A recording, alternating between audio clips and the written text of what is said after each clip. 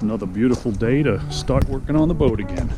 I'm going to look to get the bottom all finished up, give it a light sanding, scrape off any barnacle, just a few spots of it, and get it all prepped for bottom painting this coming weekend, where we're going to have the whole crew down to help out. So make this all look nice today. We're going to pull the bow and stern thruster propellers off. Going to get the barnacle out of those tunnels. Busy day ahead of us at Shady Harbor Marina. Welcome to the Adventures of Happy Hours. Meet Captain Tom, Admiral Bridget, and our first mate Matey as we travel the Hudson River and count our days until our migration south. Join us for some fun, sun, and adventures on the not-so-high seas as we work, play, and travel the Hudson River and beyond. Welcome aboard.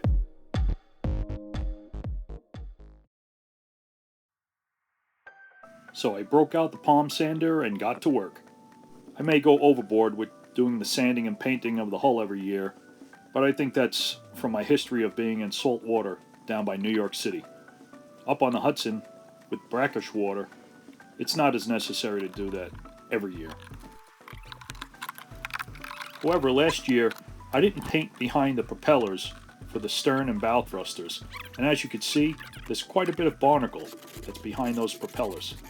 So I had to get out the scraper and get rid of all that barnacle.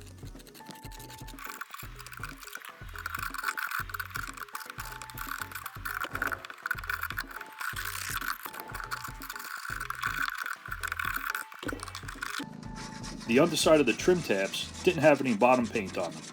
I won't make that mistake this year, so I'm going to scrape all this barnacle off and put a fresh coat of paint on it. I typically use a blade of paint when painting the hull of the boat. The reason for this is that it doesn't tend to build up like other types of paint. It acts like a bar of soap and slowly wears away as you drive the boat, and that keeps any growth from accumulating on the hull.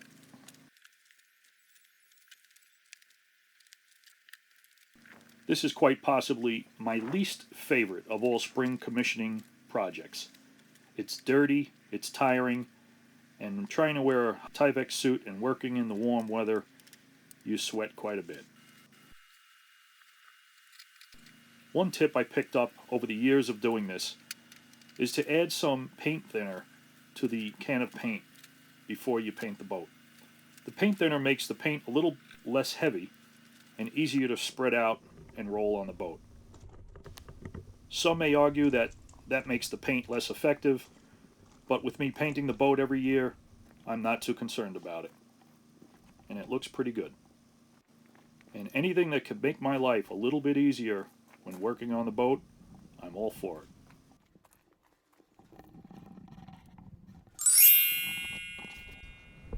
Another spring commissioning task I perform each year is to spray the canvas top with Scotchgard waterproofing spray. This helps protect the cover and also repels water.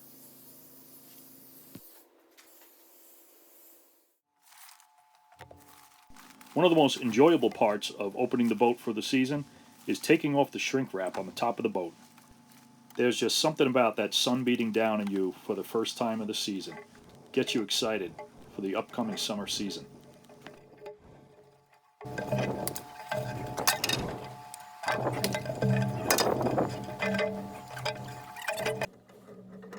Putting up the frame for the canvas top is always tricky, especially if you're doing it by yourself.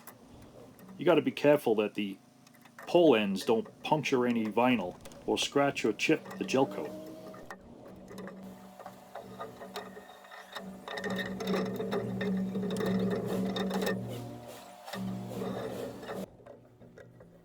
Next up is to reattach the anchor light pole that was taken down when they shrink wrapped it in the fall.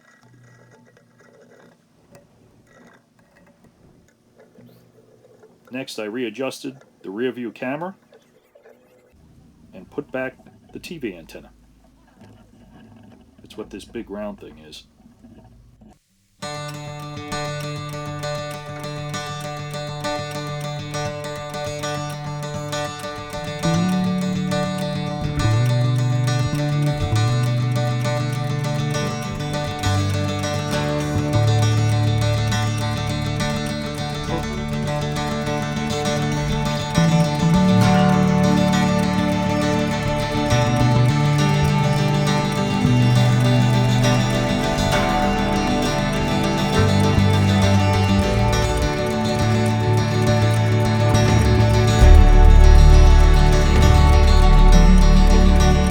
And see what everyone else is doing on their boats. It would be great if I could just get a little film crew to show up every day to document this process. So what is this you're doing? We're making resin, hardened epoxy resin. To a peanut butter consistency? Probably thicker than that. Oh, wow. More like What's ice cream consistency. Ice cream consistency. There you go. This video was filmed over the course of a couple weeks, and it's finally nice to have some help. Waxing day. You know how lucky you are? I know you know. I know you know. How lucky I am. That I'm here helping. Meaty's helping too. Meaty.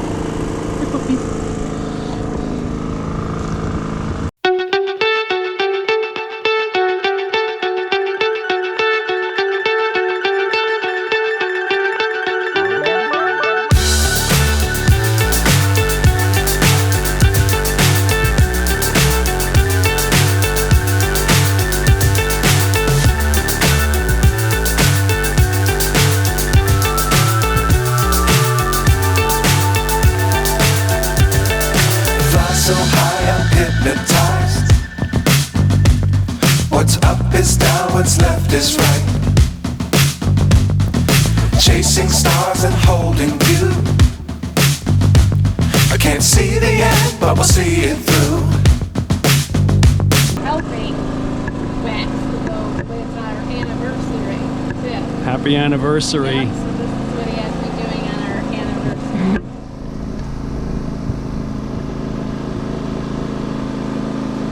Doing such a great job. Oh, really? Am I? Before I get myself in any more trouble, I better start getting to work myself. Another important item on the list of tasks for the spring is to check all your sacrificial anodes and see if they need to be replaced. Some people call them zincs, but these plates are actually made of aluminum. Aluminum works a lot better in brackish water rather than straight zinc. These anodes help protect the more expensive metals that are underwater on your boat by absorbing the currents that may be in the water. They wear away slowly in order to protect the propellers, the shafts, and the rudders. The trim tabs also have their own anodes. These trim tab anodes are the ones I put on last year, and they were still in pretty good shape, so they can be reused. You just want to make sure you have a nice, solid connection electrically between the metal of the boat and the anode. That's why I didn't paint in the area where the anode connects. Next up, to reinstall the bow and stern thruster propellers. The tunnels were all cleaned out of any barnacle, and a nice fresh coat of paint put on all surfaces, including the propellers. The bow and stern thrusters have their own separate anodes.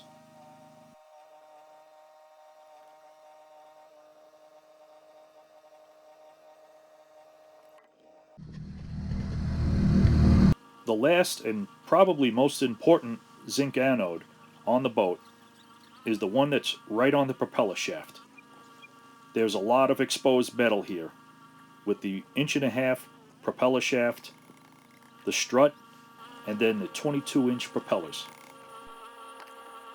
There's a lot of metal surface area here that will absorb any stray electrical currents that may be in the water. So it's very important that you check these anodes regularly. And being they're on the shaft that spins at several hundred RPM or 1,000 RPM, they're under a lot of stress, and very often you may take your boat out of the water and find that the anode is completely gone.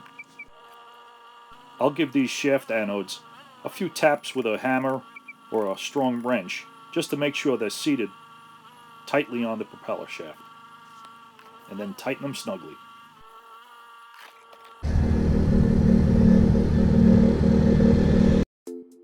So that's it for our out of the water spring commissioning checklist. We're ready to go, and the next video you see may be the boat already in the water. So thanks for watching. Please like and subscribe, and if you have any comments or suggestions, please leave them in the comment section. See you next time.